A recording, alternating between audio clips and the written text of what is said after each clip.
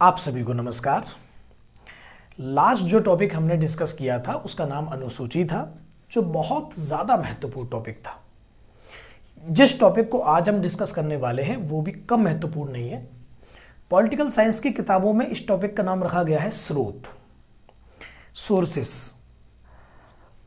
Sources कहना किस तरीके से सही है ये आज का हमारा टॉपिक नहीं है, लेकिन इतना ज़रूर मैं आपको बता देता हूं कि आज जो भी टॉपिक हम डिस्कस करने वाले हैं इसका सीधा सीधा मतलब इस बात से है कि जैसे अमेरिकन कॉन्स्टिट्यूशन है, ब्रिटिश कॉन्स्टिट्यूशन है, इन संविधानों में जो ऐसे अंग थे जो भारत में बहुत शानदार तरीके से काम कर सकते थे या बहुत बेहतरीन चीज़ उन संविधानों में थी, तो उस चीज़ को हमने अपने संविधान में समाहित करने का काम किया। तो वन बाई वन देखते हैं सबको। अगर हम बात करें, सबसे पहली चीज आती है भारत शासन अधिनियम 1935, जिसके बारे में मैंने आपको पढ़ाया भी है। तो एक बार मैं चाहूंगा, अगर आप इसको ढंग से पढ़ना चाहते हो तो प्रीवियस क्लास में जाकर के उसको देख लीजिए, स्पेशल भारत शासन अधिनियम 1935 को देख लीजिए। इसके अलावा अगर मैं बात करूं तो भारतीय संविधान में जो संघीय तंत्र है, संघ का मतलब होता है केंद्र और राज्य दो का होना, यह जो संघीय तंत्र है, यह भारत शासन अधिनियम 1935 से लिया गया है। राज्यपाल की बात करें तो राज्यपाल का जो कार्यालय होता है, ऑफिस ऑफ गवर्नर, यह भी भारत शासन 1935 में था। हमने इसमें जो सुधार हम कर सकते थे वो सुधार करके भारतीय संविधान में इसको शामिल करने का काम किया। तीसरा है न्यायपालिका, जुडिशरी जो है हमारी, वह भी यहीं से है। लोक सेवा आयोग, आपातकालीन उपबंध, इमरजेंसी प्रोविजंस। ध्यान रखना, कुछ लोग इसको मुझसे कहते हैं कि जी इमरजेंसी तो जर्मनी से ली गई है। नहीं नहीं नहीं, जर्मनी से लिया गया है। आपातकाल के वक्त आपके जो फंडामेंटल राइट होंगे, उन फंडामेंटल राइट का जो स्थगन होगा, ठीक है ना, उस समय के लिए जो स्थगन कर दिए जाएंगे, स्थगित कर दिए जाएंगे, वह चीज जर्मनी से ली गई है। जबकि इमरजेंसी जो प्रोविजंस हैं वो भारत शासन अधिनियम 1935 में ही है। ठीक जी। प्रशासनिक विवरण, एडमिनिस्ट्रेटिव जो विवरण है वो भी हमारा यहीं पे लिखा हुआ है। हमने इसमें जो भी मूलभूत सुधार कर सकते थे, यानी जो हमें इसमें गलत लगा वो हमने हटा दिया। हमें जो लगा भारत के लिए वो सही नहीं है वो हमने हटा दिया। हमें जो लगा भारत के लिए जो सही हो सकता है वो उसमें ऐड किया। तो हमने लगभग वैसा ही सिस्टम वहां से लिया। ठीक, उसी प्रकार से अगर मैं बात करूं संयुक्त राष्ट्र अमेरिका यानी यूएसए की, तो हमारे देश के जो फंडामेंटल राइट हैं वो कुछ अमेरिकन जैसे ही हैं। ठीक, जैसे हमारा समानता का अधिकार, स्वतंत्रता का अधिकार, मनपसंद धर्म को मानने की आज़ादी, आचरण करने का अधिकार, आपका शोषण के विरुद्ध अधिकार, इस तरीके के जो अधिकार हैं आपके, वह न्यायपालिका की स्वतंत्रता। देखिए न्यायपालिका कहाँ से ली गई, यानी कहाँ विवरण है उसका, तो भारत शासन अधिनियम से लिया जाता है। अगर हम बात करें न्यायपालिका की स्वतंत्रता की, तो स्वतंत्रता जो है वो अमेरिकन कॉन्स्टिट्यूशन में बहुत शानदार है। हालांकि वहाँ का जो न्यायपालिका है वो अलग अलग बटी हुई है, यानी जो सुप्रीम कोर्ट है वो आम लोगों के, जो नागरिक हैं उनके मसलों को नहीं देखता। हमारे यहाँ का सुप्रीम कोर्ट देखता है। वहाँ का सुप्रीम कोर्ट केंद्र और राज्य की लड़ाई, दो राज्यों की लड़ाई, इन मामलों को ज़्यादा देखता है। हमारा इनको देखने के साथ साथ में नागरिकों के मसलों को भी देखने का काम करता है। तो हमारे यहाँ की जो जुडिशरी है वो इंटीग्रेटेड है। ठीक जी। अगर हम बात करें तो अगली चीज है न्यायिक पुनरावलोकन का सिद्धांत। ये क्या चीज होती है, देखिए बहुत महत्वपूर्ण चीज है। मान लीजिए पार्लियामेंट ने कोई भी नियम पास किया, फिर उसे जो संसद, जो हमारा सुप्रीम कोर्ट है, वह जांचता है कि यह संवैधानिक है या नहीं है, यह सही है नहीं है। इसी चीज को बोलते हैं न्यायिक पुनरावलोकन का सिद्धांत, और यह संविधान के मूल ढांचे का अंग है। मूल ढांचा कौन सा, वही जो 24 अप्रैल 1773 में केशवानंद भारती बनाम केरल राज्य के मामले में निकल करके आया था जुडिशरी से, वही मूल ढांचा, उसमें है ये न्यायिक पुनरावलोकन का सिद्धांत। यानी जो सुप्रीम कोर्ट ऑफ इंडिया है वह किसी भी कानून का न्यायिक पुनरावलोकन कर सकती है कि वह संवैधानिक है या नहीं है। तीसरा, उसके अगला जो है उपराष्ट्रपति का पद। सिंपल है, आप लोग सुप्रीम कोर्ट और हाई कोर्ट के जो पद है, उस पद से जो न्यायाधीश हैं उनको हटाने की जो प्रक्रिया है वो हमने वहीं से ली है। तो कैसे हटाते हैं, इसको और डिटेल में देख लेंगे एक बार हम क्लास में, बाकी संक्षिप्त में बता देता हूं। तो सुप्रीम कोर्ट और हाई कोर्ट के जो जजेज हैं उनको हटाया जाता है भारत की संसद के द्वारा। संसद की क्या प्रोसीजर है वो उसको हम डिटेल में तभी देखेंगे। आपके लिए सिंगल सवाल छोड़ करके जाता हूं, कमेंट बॉक्स में आंसर दीजिए। क्या अभी तक किसी भारतीय न्यायाधीश पर, यानी हाई कोर्ट या सुप्रीम कोर्ट के न्यायाधीश पर इस तरीके से महाभियोग चला है, यानी क्या उसे ऐसा हटाया गया है? तो आप इसका जवाब मुझे कमेंट बॉक्स में देंगे। अगली चीज है हमारी राष्ट्रपति का महाभियोग। महाभियोग का मतलब होता है इंपीचमेंट, यानी उसके पद से हटाना। राष्ट्रपति को उसके पद से हटाने की प्रक्रिया को ही महाभियोग कहते हैं। ठीक, तो इस व्यवस्था को भी हमने वहीं से लेने का हमने काम किया है। अगला है ब्रिटेन। ब्रिटेन में संसदीय शासन, संसद का शासन होता है जी, पार्लियामेंट्री सिस्टम है। अभी मैं एक तो वीडियोस में मैंने पहले भी चर्चा करी है कि दो प्रकार के सिस्टम थे लोकतंत्र में, डेमोक्रेसी में। एक प्रेसिडेंशियल सिस्टम था, एक पार्लियामेंट्री सिस्टम था। वहां पर जैसे अमेरिका है तो वो प्रेसिडेंशियल सिस्टम है, ब्रिटेन में पार्लियामेंट्री सिस्टम है। हमने संसदीय जो प्रणाली है उसको इसलिए भी अपनाया ताकि हम लोगों को उसकी एक लंबी आदत हो चुकी थी, तो इसलिए हमने संसदीय शासन को भी अपनाया। यानी बहुत सारे कारण थे जिनमें एक ये भी एक कारण था। विधि का शासन, कानून का शासन होगा, जो कानून वहां से बनेगा उसका शासन होगा। विधायी प्रक्रिया है। एकल नागरिकता, अमेरिका में डुअल सिटीजनशिप है, यानी अमेरिका देश की अलग और जो उसका राज्य है उसकी अलग। लेकिन ब्रिटेन में सिर्फ सिंगल सिटीजनशिप है। हमें लगा हमें भी अपने देश में, क्योंकि हमारा देश भी कोई राज्यों ने मिलकर तो बनाया नहीं है। अमेरिका जो देश बना है वो राज्यों ने मिलकर बनाया है, इसलिए वहां की राज्य की अलग है नागरिकता, देश की अलग है। लेकिन हमारा देश को राज्यों के मिलन संगम का परिणाम थोड़ी था, हमने बाद में राज्य बनाए हैं डिवीजन करके। जैसे बिहार से झारखंड अलग कर दिया, मध्य प्रदेश से छत्तीसगढ़ अलग कर दिया, उत्तर प्रदेश से हमने उत्तराखंड अलग कर दिया, अलग अलग हुए हैं। हमने राज्य बनाए, हमने का मतलब सेंट्रल ने, संघ ने बनाया है। तो परिणाम तो है नहीं किसी समझौते का। तो फिर हमें डुअल सिटीजनशिप क्यों रखनी, हमें सिंगल सिटीजनशिप रखी है हम लोगों ने। मंत्रिमंडल प्रणाली, बिल्कुल मंत्रिमंडल प्रणाली। परमाधिकार लेख, संसदीय विशेषाधिकार, संसद के कुछ विशेषाधिकार होते हैं। संसद पढ़ते वक्त इस चीज को और देखेंगे अच्छे तरीके से। द्विसदन, लोकसभा और राज्यसभा, याद करिए मैंने आपको पढ़ाया था कौन सा, मॉन्टेग्यू चेम्सफोर्ड सुधार 1919, भारत शासन जो ये सुधार था आपका 1919 वाला। इसमें मैंने बताया था कि राज्यसभा का जन्म हो रहा है, तो लोकसभा राज्यसभा 1919 में सामने आई हैं दोनों सदन, और ये जो द्विसदनवाद है वहीं से हमने अडॉप्ट किया है इसको हमने, क्योंकि ब्रिटेन में आज भी 2 सदन हैं। ठीक, आयरलैंड की बात करें, आयरलैंड से हमने एक चीज ली, डीपीएसपी। देखिए वर्तमान में क्या है, पहले जो राज्य हुआ करते थे वो निरंकुश भी हो सकते थे, अपनी मनमानी भी कर सकते थे, अपने लिए ही काम कर सकते थे। फ्रांस में कई राजा ऐसे हुए जो सिर्फ अपने लिए ही जीते थे, और भारत में भी ऐसे बहुत सारे राजा हुए जो अपने लिए ही जिए, जनता से कोई मतलब नहीं जिनका।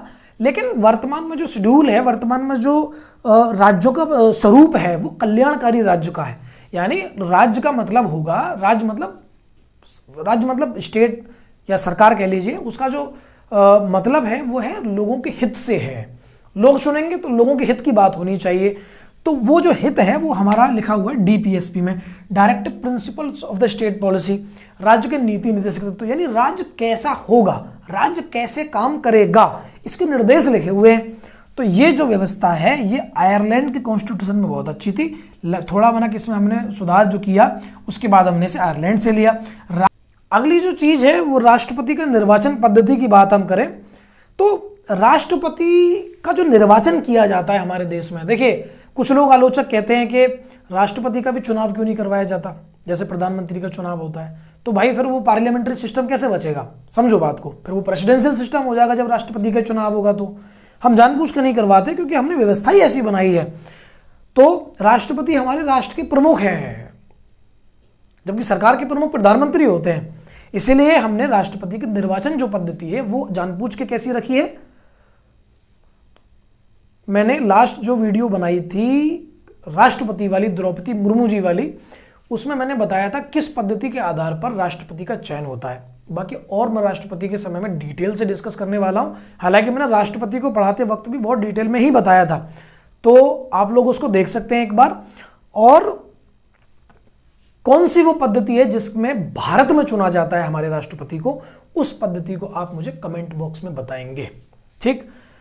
राज्यसभा सदस्यों के नामांकन, जी बिल्कुल, राज्यसभा में हमारी में नामांकन होता है सदस्यों का। तो यह जो प्रक्रिया है ये किस संविधान में थी? आयरलैंड में संविधान में थी। तो हमने लगभग इसमें जो भी सुधार किया उसके बाद में हमने उसे आयरलैंड से लिया। बात करें अगर फ्रांस की, तो फ्रांस में क्या है? गणतंत्रमकता है, रिपब्लिक ऑफ इंडिया आपने कई जगह लिखा सुना होगा। ठीक, तो रिपब्लिक ऑफ इंडिया, गणतंत्र। गणतंत्र क्या होता है? देखिए, लोकतंत्र अलग चीज होती है, गणतंत्र अलग चीज होती है। लोकतंत्र कैसा भी हो सकता है, यानी लोकतंत्र के अंदर यह भी हो सकता है कि आपके राज्य का प्रमुख जो है वो वंशावली वाला ही हो, यानी राजा का बेटा या बेटी राजा या रानी जो बनेगा, जैसे ब्रिटेन में चक्कर है। ठीक है, ऐसा ही कुछ मिलता जुलता सिस्टम जापान में भी है।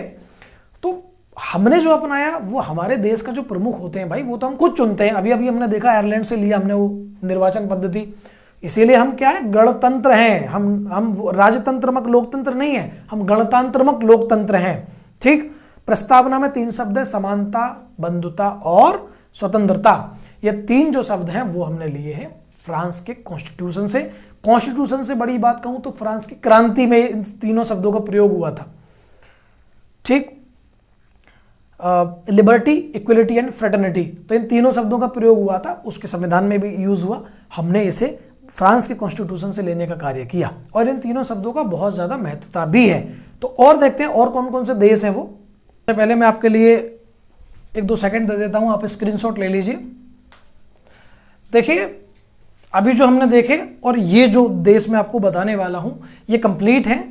कौन कौन से एक बार देखते हैं। कनाडा की बात अगर हम करते हैं तो संयुक्त राष्ट्र अमेरिका के उत्तर में पड़ने वाला देश है।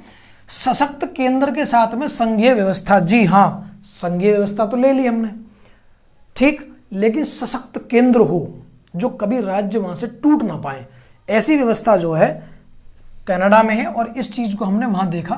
अपशिष्ट शक्तियों का केंद्र में निहित होना, देखिए मैंने आपको बताया था 7वीं अनुसूची में शक्तियों का विभाजन है और जिन विषयों के बारे में नहीं लिखा हुआ है उन विषयों पर कानून केंद्र सरकार बनाएगी। ठीक, ये व्यवस्था कहां थी? अपशिष्ट शक्तियों का केंद्र में निहित होना, यानी अपशिष्ट मतलब जो बची हुई है, वो कनाडा में संविधान से लिया हमने। केंद्र द्वारा राज्यों की नियुक्ति, राज्यपालों की नियुक्ति, राज्यों के अंदर राज्यपाल होते हैं। कौन नियुक्त करते हैं? तो जो संघ सरकार होती है, सेंट्रल गवर्नमेंट, वही नियुक्त करने का काम करती है। और आप मुझे कार्यकाल बताएंगे, राज्यपाल का कार्यकाल कितना होता है? देखते हैं कौन बताता है इस चीज को। सुप्रीम कोर्ट का परामर्शी न्याय निर्णयन, सुप्रीम कोर्ट से सरकार कभी भी राष्ट्रपति के रूप में सलाह लेने का कार्य करती है। तो इस चीज के लिए भी कनाडा के संविधान में विवरण था जिसको हमने अपने हिसाब से अडॉप्ट करने का काम किया। ऑस्ट्रेलिया के कॉन्स्टिट्यूशन में देखें तो समवर्ती सूची का मतलब यह होता है कि एक ऐसी सूची जिस पर राज्य सरकार और केंद्र सरकार दोनों कानून बना सकती है। ठीक, लेकिन अगर कानून दोनों ने बना दिया तो केंद्र सरकार का कानून ही माना जाएगा। अगला, व्यापार, वाणिज्य और समागम की स्वतंत्रता। जी हाँ, बिल्कुल आसान शब्द हैं जो आप समझ पा रहे हो। व्यापार, वाणिज्य और समागम की स्वतंत्रता। संयुक्त बैठक, ज्वाइंट सीटिंग की बात हो रही है। आर्टिकल 108 अनुच्छेद 108 में लिखा हुआ है राष्ट्रपति राज्यसभा लोकसभा दोनों की संयुक्त बैठक बुला सकते हैं। ठीक, तो ये है आपका ऑस्ट्रेलिया के कॉन्स्टिट्यूशन में, वहां से हमने इसको अडॉप्ट किया। जर्मनी की मैं बात करूं तो जर्मनी से लिया हमने, अभी बताया था, आपातकाल जब लगता है तो उस समय फंडामेंटल राइट का जो स्थगन की प्रक्रिया है, जो स्थगन होता है, वो हमने जर्मनी के वाइबर साम्राज्य से लिया। सोवियत संघ की मैं बात करता हूं। सोवियत संघ, अब लोग कह रहे हैं सोवियत संघ कौन सा है? ये रूस को हम, और ये पहले जो अब जो रूस है ना, इसको पहले सोवियत संघ कहते थे जब रूस का विघटन नहीं हुआ था। तो हमारे संविधान में फंडामेंटल जो ड्यूटीज हैं, मौलिक कर्तव्य, वो पहले नहीं थे, बाद में शामिल किए गए थे स्वर्ण सिंह समिति के सिफारिशों पर। ठीक, इंदिरा गांधी सरकार ने किए थे 42वें संविधान संशोधन अधिनियम 1976 में। और इसके बाद में जो प्रस्तावना में 3 शब्द न्याय लिखे हुए हैं ना, सामाजिक न्याय, आर्थिक न्याय और राजनीतिक न्याय, ये न्याय वाली जो परिकल्पना है ये वही है। और मैं आपको बता दूं, जितने भी पूंजीवादी विचारधारा वाले जो देश हैं, यानी 2 प्रकार की जो अर्थव्यवस्था होती है, पूंजीवादी अर्थव्यवस्था, समाजवादी, एक मिश्रित भी होती है, जैसी भारत है। तो किसी भी पूंजीवादी देश में ये नहीं मिलेंगे आपको फंडामेंटल ड्यूटीज, अगर जर्मनी को छोड़ दें तो। भारत ने इसको अडॉप्ट किया वहां से। ठीक, मतलब मौलिक कर्तव्यों को नहीं लिया, बनाया तो खुद, लेकिन वो जो आइडिया था वो सोवियत संघ वाला है। दक्षिण अफ्रीका की बात करें तो संशोधन, संविधान में संशोधन की जो व्यवस्था है, आर्टिकल 368 368 में लिखा हुआ है संविधान में संशोधन कैसे होते हैं, किस किस चीज के लिए कितना बहुमत चाहिए, उसको हम अलग से ही देखने का काम करेंगे। राज्यसभा सदस्यों का निर्वाचन कैसे होता है, इसकी व्यवस्था भी जो है दक्षिण अफ्रीका के संविधान में जो है उसको अपने हिसाब से हमने लेने का काम किया। जापान की कॉन्स्टिट्यूशन की बात करें तो सिर्फ एक लाइन आपको याद रखनी है, विधि द्वारा स्थापित प्रक्रिया। ठीक, ये शब्द वकीलों के दुनिया में बहुत प्रचलित है। ठीक, विधि द्वारा स्थापित प्रक्रिया के माध्यम से। अच्छा, इसको मैं आपको बताता हूँ ये क्या है। जैसे एक आपका फंडामेंटल राइट है, राइट टू लाइफ, जीवन का अधिकार। ठीक, और आपने किसी का, आपको गुस्सा है, आपको लगा अरे वाह कॉन्स्टिट्यूशन पढ़ा, आपको लगा ये बड़ी बढ़िया चीज है, राइट टू लाइफ है, मेरा जीवन को छीन नहीं सकता। आप गए, आपको गुस्सा है, आपने 3-4 लोगों को निपटा दिया। ठीक, अब आपको पुलिस पकड़ ले गई, पुलिस के पास में गए, आपने कहा अरे भाई क्या है, मुझे जीवन का अधिकार है, मुझे तो मार ही नहीं सकते। कोर्ट में गए, कोर्ट में भी आपने यही कहा। तो फिर कैसे, एक तरफ तो आपका राइट टू लाइफ है, एक तरफ आपने जो कृत्य किया है उसके लिए आपको सजा भी मिलनी चाहिए। तो इसी चीज को बोलते हैं विधि द्वारा स्थापित प्रक्रिया के माध्यम से आपको दफा 302 के तहत जज साहब लटका देंगे, जहां भी उन्हें लटकाना है, ठीक है, या उम्र कैद देंगे। तो यही है विधि द्वारा स्थापित प्रक्रिया। यानी जैसे कोई व्यक्ति है, वो कहने लगे जी मुझे हॉस्पिटल खोलना है, जबकि एक नियम है कि MBBS की डिग्री होनी चाहिए। अब कहने लगो मुझे राइट टू प्रोफेशन है, अपने मनपसंद व्यवसाय करने का अधिकार है। तो यानी विधि द्वारा स्थापित प्रक्रिया के तहत कुछ रिस्ट्रिक्शंस कहीं पर लगाए जा सकते हैं। अभी तक थोड़ा मैं मजाक मस्ती में बोल रहा था, लेकिन विधि द्वारा स्थापित प्रक्रिया को आप समझ गए होंगे कि वो क्या है। ठीक जी, तो ये आपका पूरा टॉपिक कंप्लीट हो चुका है जो स्रोत वाला था। आई होप ये आपकी समझ में आया होगा। जो भी आपके डाउट है भाई कमेंट बॉक्स में लिख दीजिए, मैं उनका आंसर करूंगा। और नेक्स्ट जो क्लास होगी वो जल्दी अपलोड होगी इस पर। तो तब तक के लिए थैंक यू वेरी मच।